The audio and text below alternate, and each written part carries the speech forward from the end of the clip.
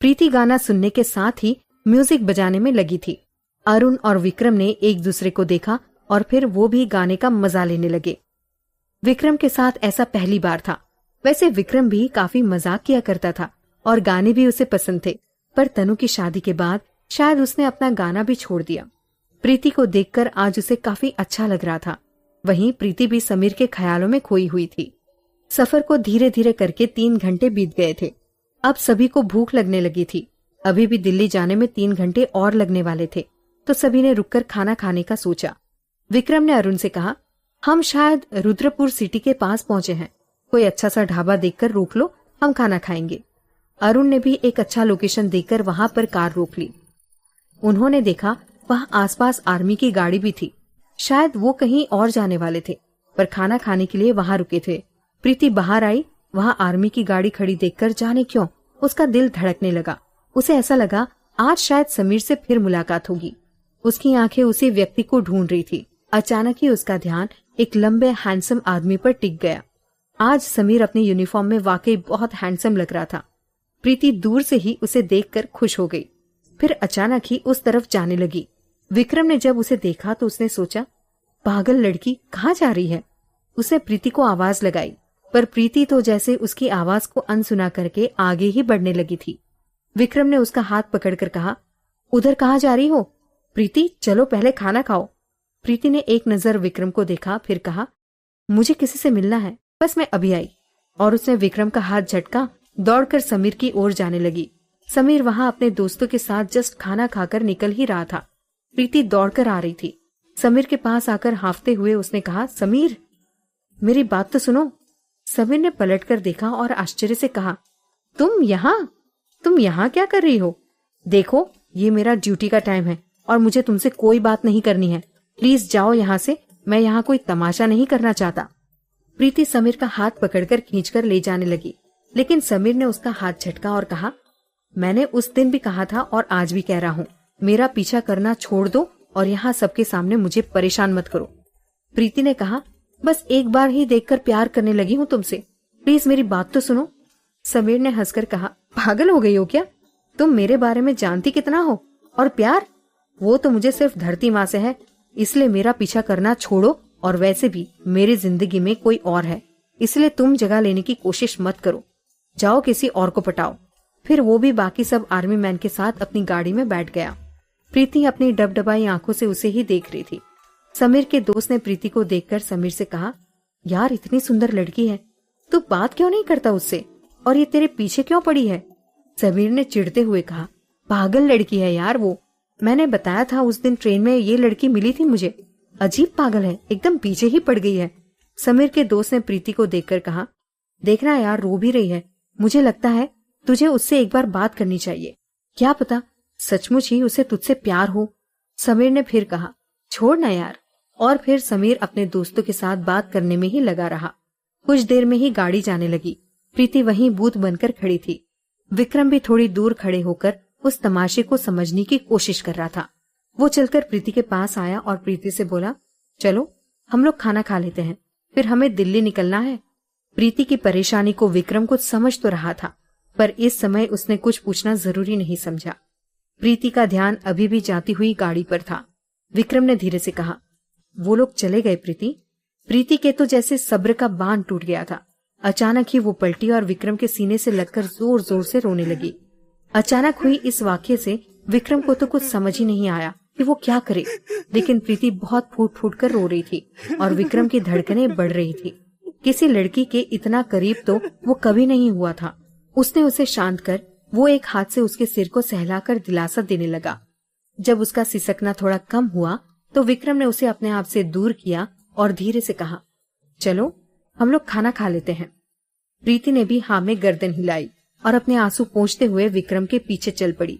अरुण और विक्रम तो खाना खाने में लगे थे, पर विक्रम ने देखा प्रीति बहुत उदास है और खाना खाने में भी उसका मन नहीं लग रहा है। कई बार टोकने पर उसने थोड़ा सा खाना खाया। विक्रम भी उसके दिल की हालत समझ रहा था। आखिर चोट तो उसने भी खाई थी। विक्रम ने उसे ज्यादा फोर्स नहीं किया और अरुण ने भी प्रीति के प्राइवेट मसले में ना बोलना ही उचित समझा। तीनों फिर दिल्ली के लिए निकल गए। शाम को प्रीति के घर पहुंच गए। बाहर गार्डन में ही सिंघानिया जी, वनराज जी, दिग्विजय जी, अंगद जी और पलक के नाना जी बैठे हुए थे, जो आपस में कुछ बातें कर रहे थे। दिग्विजय जी ने प्रीति को आते देखा। उसके पीछे विक्रम भी चला आ रहा था। विक्रम को तो वो जानते ही थे। अंगद जी ने प्रीति को देखकर कहा, देखो प्रीति भी आ गई, अब तो बर्थडे की रौनक लौट आई है। अंगद जी ने मन में बेख्याली से कहा, शिल्पा किसी विक्रम के बारे में बता तो रही थी, शायद ये वही है।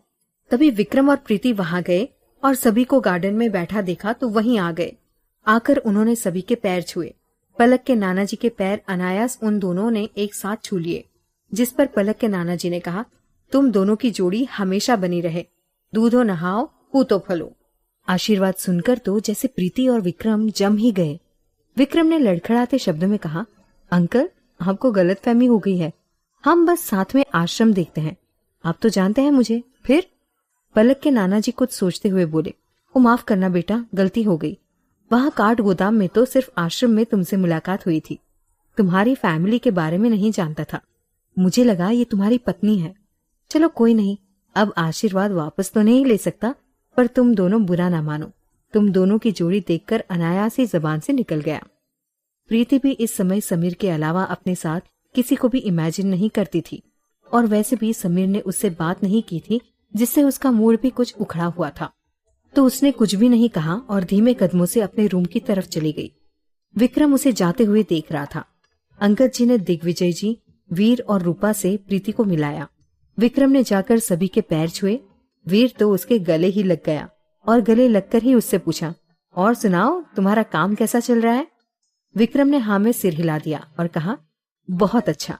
अभी तक तनु संभाल रही थी, पर अब प्रीति जी भी वहां देखने लगी हैं। फिर उसने कहा, अच्छा मैं चलता हूँ, कल बर्थडे पार्टी में मिलूंगा। अंगद जी ने आश्चर्य से कहा, तुम कहाँ जा रहे हो, यहीं रुक जाओ। विक्रम ने नाम में सिर हिलाकर कहा, बस आपके घर के थोड़े से ही दूर मेरा घर है, काफी दिनों के बाद आया हूँ, इसीलिए वहीं रुकूंगा, कल शाम को मिलता हूँ। अंगद जी कुछ उससे बात करना चाहते थे, पर विक्रम को जाना था, इसीलिए उन्होंने उसे जाने दिया। इतने लंबे सफर से आकर विक्रम को भी थकावट लग रही थी, पर अरुण को एयरपोर्ट भी छोड़ना था, तो अरुण के साथ विक्रम एयरपोर्ट चला गया। विक्रम ने उसे वहां छोड़ा और होटल की तरफ निकल गया।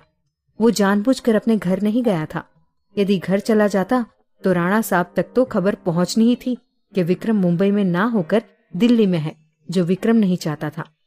उधर काठ गोदाम में सुधा सुबह से ही पगलाई हुई घूम रही थी। घर में कोई नहीं बता रहा था विक्रम कहाँ गया है। जब घर में उसे कोई जवाब नहीं मिला तो वो ऑफिस आई। ऑफिस में उसने देखा विक्रम और प्रीति दोनों ही ऑफिस में दिखाई नहीं दे रहे हैं, तो उसे अंदर ही अंदर बहुत गुस्सा आने लगा। फिर उसने चंदन को बुलाकर उससे पूछा, चंदन तुम्हें सर ने कुछ बताया कि वो कहाँ जा रहे हैं? चंदन ने उसे बताया, हाँ मैडम, सर मुंबई में है और 2 दिन वहीं रहेंगे। सुधा ने मुस्कुराहट के साथ कुछ सोचा और चंदन को केबिन के बाहर जाने कह दिया। सुधा ने मुंबई जाने का सोचा। उसने अपनी दोस्त को फोन लगाया और अपने मुंबई आने का प्लान बताया।